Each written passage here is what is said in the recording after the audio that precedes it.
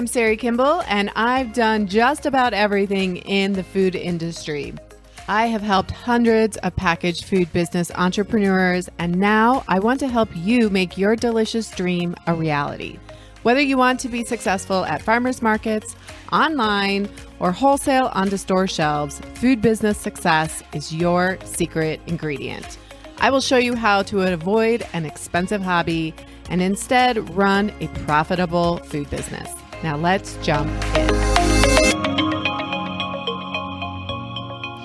Hey there, welcome back to the podcast. Really glad you are here today with me. This concept is something I've been wanting to do a podcast on for a long time. And it just seemed like things kept happening. Other ones became more priority. I also just wanted to get it just right because I know it's such a powerful concept. But you know what? When we hold on to things where we're like, I just want it to be perfect, we never actually get them out into the world, right? B- work. So this may not be everything that I dreamed and hoped it would be.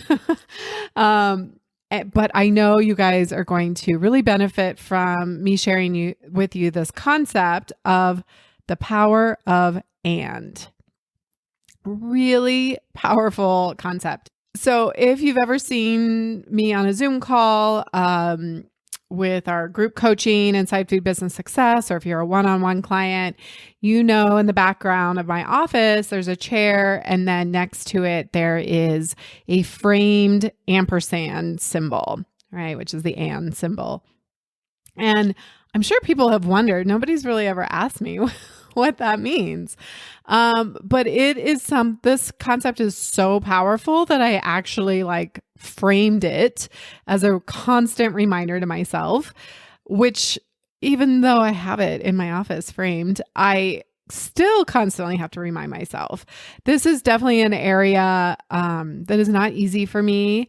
It's a trap that I have. I don't know if it's a personality thing, but I would say since I was a kid, this is an area that has always been a struggle for me. And so the concept is this, right? That two things can be true at the same time. And that black and white thinking, it's all one way or it's all another way, all or nothing, puts us in a really low state of solving problems. And so when I finally really, at least in theory, understood the concept of this, it definitely helped free things up in my life. And it's helped me to do more in my business, helped my clients do more. And I'll give you some great examples. Just this idea, can you just let that sit for a minute with you? And I'm curious. Like I said, I think that there's also just certain personalities that tend towards black and white thinking versus the truth is probably somewhere in the gray, or that two things can be true at the same time. It's a really powerful skill, and it's one that will really serve you as you start your business, as you grow your business. So usually what follows your sentence, and I'm sure you can find these in your life, is the word but, right? So it's, I want to do this, but I don't have the money. Or I want to do this, but I don't have the time. Instead, if we can take the but out of it and say, and, so I want to, this was a recent example, I want to go to this event, but I don't want to miss a farmer's market. We need that cash flow. Went back to my client and I said, okay, how can we do an and situation? Let's just open our mind up to the possibility of I can attend this event and I can still have money coming in from the farmer's market. How can both of those things be true? And when I offered that back to them, it was amazing. They kind of it freed something, right? It got us out of this really tunnel vision, and it unlocked something for them where they were like, oh, what are the possibilities? How could we do both? And so it becomes a really great problem solving tool. So when you catch yourself saying, XYZ. I want to do this, but, right? Think about what is the result that you actually want from that thing that follows the but. So this was actually something that somebody messaged me in a DM. They said, I want to start my packaged food business. I want to start my sauces, but I am beholden to a family business. And so I wanted to question them and say, can we put the and in there? I want to start my sauce business and I have obligations with my family business. How could I do both? And then start brainstorming. What if you did know? If you try to answer that with, I don't know, we got to get rid of that vocabulary altogether. So if you answer, I don't know, go back and say, but what if I did know? Right? So let's take out the but and remove I don't know from my vocabulary, and then we can start to solve problems. Or it could be something like, I want to grow my business. I'm ready to scale my business to the next level, but I don't have the capital, but I don't have the money. Okay. I want to scale my business and I want to do it in the most effective, least debt money investment way. Right? So then we can start brainstorming all of the ideas. Are there grants out there? Can we take on a business loan that is, low interest or no interest? Can we borrow from friends and family? Can we open it up to equity? Right? Are there other ways that we can bring more money to the table? I mean, I've had clients go and work Uber or Instacart just to bring in that extra cash, right? Just to relieve some of that pressure or open up to new possibilities. So how can we take out the but, whatever you're going to say next, I want to, but, and we're going to put in the and instead. So often we argue for our limitations. You guys will tell me, I want to do this, or I want it to be like that, but da da da da da da da da. And there's this long list of excuses, right? And all you're doing right there is you are telling me all the reasons why it's not possible. You're too old. You're too young. You don't have any industry knowledge. You have too much industry knowledge. Tech is a big one with a lot of you guys. I want to have an online business, but I don't know how to run the tech. Okay, how can I run an online business and be proficient at tech? Well, there's lots of ways to learn the tech. You can hire out for it, right? There's lots of ways to solve the problem. Let's not argue for how you can't do it. I want you to advocate for how you can. And the other tool there that I just thought of is if you don't know the how, find the who. Find somebody else who is doing it. Find somebody like myself who can help you with it, who does know the how. Find other mentors, find Facebook groups, find Slack groups. There are so many resources out there. So if you really don't know the how, if you're like, I really don't know how, then go find a who to help you with the how. English as a second language is another one. I work with a lot of clients whose English is not their first language, right? And they're bringing this delicious food from their home country that they want to share, but it's a barrier. But we don't want that to be the reason why you can't. That doesn't have to be the reason. There's that saying, right? That whether you think you can or you think you can't, you're right. There is a way to overcome it, and it is with the power of and. The other thing that the power of and does is it can really free us from the shoulds, right? Stop shoulding on yourself is what I say to a lot of my clients and myself. That you can be having the best day and the worst day at the same time. Has that ever happened to you?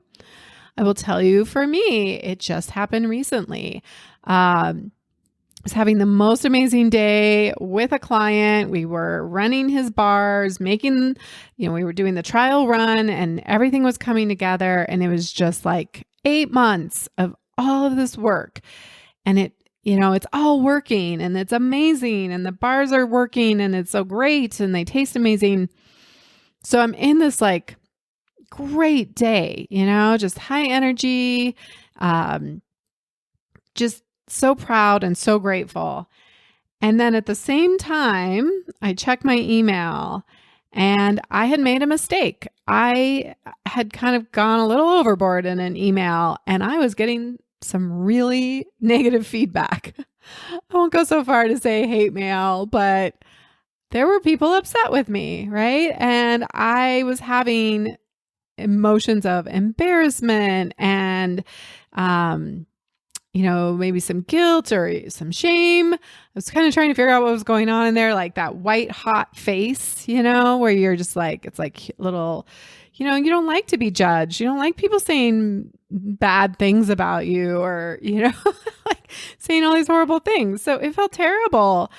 And I kind of sat there. I took a minute and I walked out of the room we were in. And I just thought, wow, this is kind of incredible that I can be having these feelings of joy and pride and satisfaction.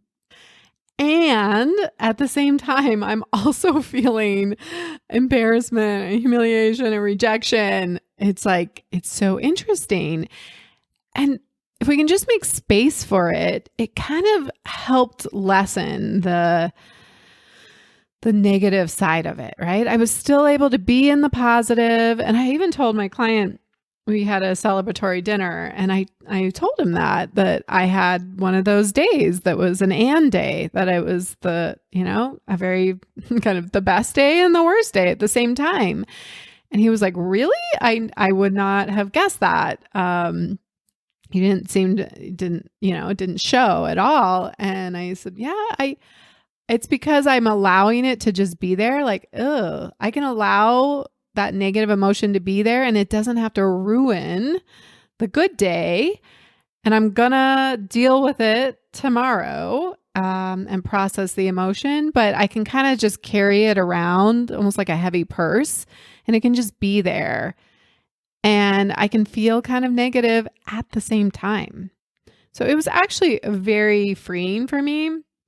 It wasn't my dream situation by any means, but I could allow both to be true. And an example that another one I was thinking of, like in the food business, is that you can receive no's, right? You can receive buyer no's, customer no's, and you can still be really excited about your product and your business. And you can still be determined and motivated. Right? We don't have to shift our whole emotional experience based on a no. And so I hope that there are some ways that that this is translating for you that will help it helps to like lessen some of the negative things that come up, right? And it really allows ourselves to go to more solution-oriented questions, to be raise our kind of our vibration or our emotion, to just be a little more graceful and forgiving, and not get ourselves so locked into it's all black and white or it's all one thing or another. It just opens ourselves up to options. And I was thinking about some food concepts too, right? Like there's a lot of creativity when we go to the and. I think in art, that would be a really good place to look, right? Like, the foundations of art, and then you're able to say, what if I combine this and this? And then you have a new art form, right? So with food, I was thinking of like peanut butter and chocolate, right? Peanut butter and chocolate. Who knew that would be like the greatest combination, in my opinion, on the face of the earth? Or sweet and savory, right? Or healthy and tastes great, or gluten-free and tastes great, right? I have a lot of clients in food business success that are doing, really interesting gluten-free products or healthier products, good, better for you products, that have the and in them. And so we're doing this all the time when you're in the kitchen, potentially, but we need to translate it into you as an entrepreneur. And the reason why, so I think it's really good to just kind of summarize and say, why does this even matter? Well, the faster we can move through the negative stuff, right? The faster, because you're always going to have problems, right? Problems are forever.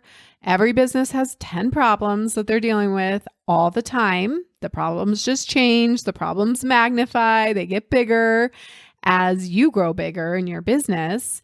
So knowing that problems are always going to be there, we don't have to make them so big, right? We don't have to go to such dramatic places where it's the black and white thinking.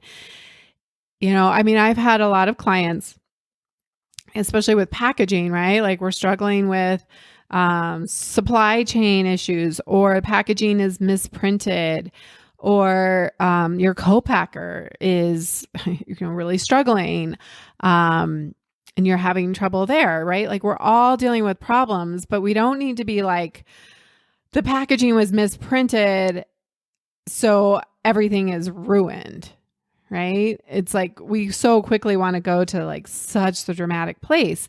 And if we can soften it up and say, okay, the packaging was misprinted, and how can we make this work for now? Or how can we solve the problem? How can we get better packaging next time? Or how can we resolve this for this time? Right? Any of those things, we can open ourselves up so that we can become more resilient, more resourceful. The best entrepreneurs, it's not that they don't have problems. They just get really good at moving through the problems much faster and becoming more resilient. And they don't stay in the mud, right? The mud and the muck of all of that negative emotion where you make it the worst thing in the world. Everything is falling apart. It'll never work, right? We go to those super negative places in our brains, and our brains are just wired that way. So we need to be able to catch it. We need to have tools to catch it and say, no, wait, this isn't the worst thing in the world. I've gotten through hard things before. I've done tough stuff, and I've survived. I've figured it out. So I can do it again. Right? So the power of and, I think, is just one of the best concepts in entrepreneurship.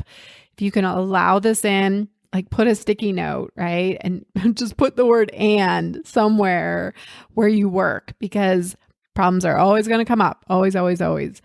And they help us grow.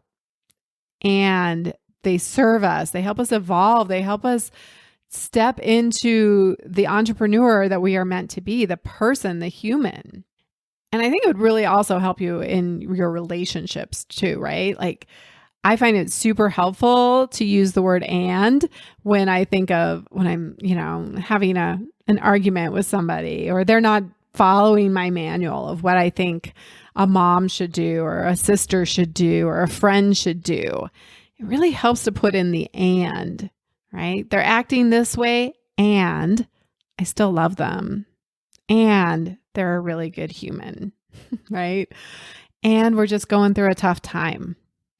This concept is a game changer. This can be a huge difference, make a huge difference in how you approach your life and your business.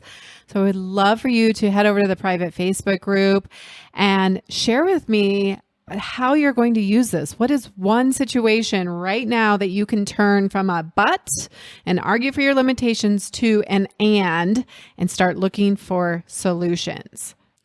And if you want to take this to the next level, if you want one-on-one support with me, you can get it inside Food Business Success. Go to the website, foodbizsuccess.com, and just apply on the homepage, or you can work with me one-on-one as a business coaching client. I would love to talk with you about either of those options.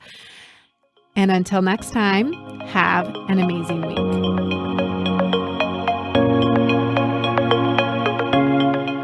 Are you ready to start that delicious idea that you make in your home kitchen or grow your existing packaged food business and take it to the next level? The most successful food business entrepreneurs have support, guidance, focus, and accountability to help them make it happen quickly without wasting time or money. Plus, I think starting your packaged food business should actually be fun. Food business success is your secret ingredient to creating your food business dream.